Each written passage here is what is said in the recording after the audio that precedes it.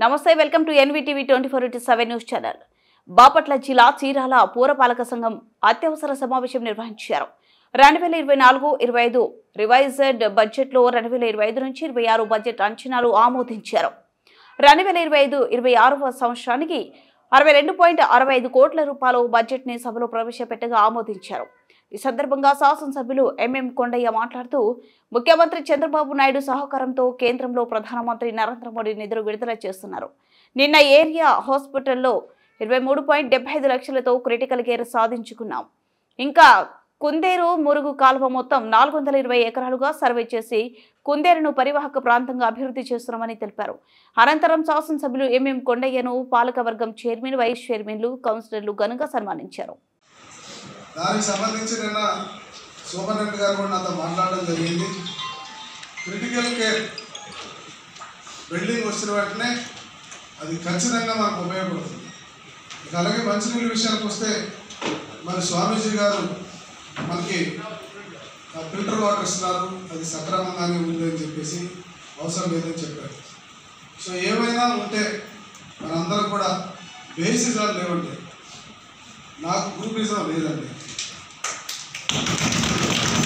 ప్రతి ఒక్కరు ఏం చెప్పినా పని చేసుకుంటే వెళ్ళడమే నా లక్ష్యం తప్ప ఇంకోటి కాదు. నేను చూశాను, నేను వచ్చిన దగ్గర నుంచి కూడా ఇవాళ కూడా ఏ పద్ధతిలో నేను వెళ్తున్నానో అదే పద్ధతిలో నేను వెళ్తాను. ఏదైతే నేను అనుకుంటానో అది మీ ద్వారా కానీ ఇంకోటి ద్వారా కానీ చెప్పి ముందుకెళ్ళి చేయించుకుంటాను తప్ప ఇబ్బంది పెట్టే ఆలోచన నాకు లేదు. కలిసి పనిచేసేటువంటి ఉద్దేశంతో దానికి సంబంధించి నిన్న సూపరింటెండెంట్ గారు కూడా నాతో మాట్లాడడం జరిగింది.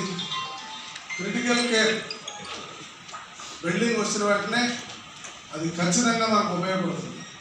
ఇక అలాగే మంచినీళ్ళ విషయానికి వస్తే మరి స్వామీజీ గారు మనకి ఫిల్టర్ వాటర్ ఇస్తున్నారు, అది సక్రమంగానే ఉంది అని చెప్పేసి అవసరం లేదని చెప్పారు. సో ఏమైనా ఉంటే మనందరం కూడా బేసిక్గా లేవండి.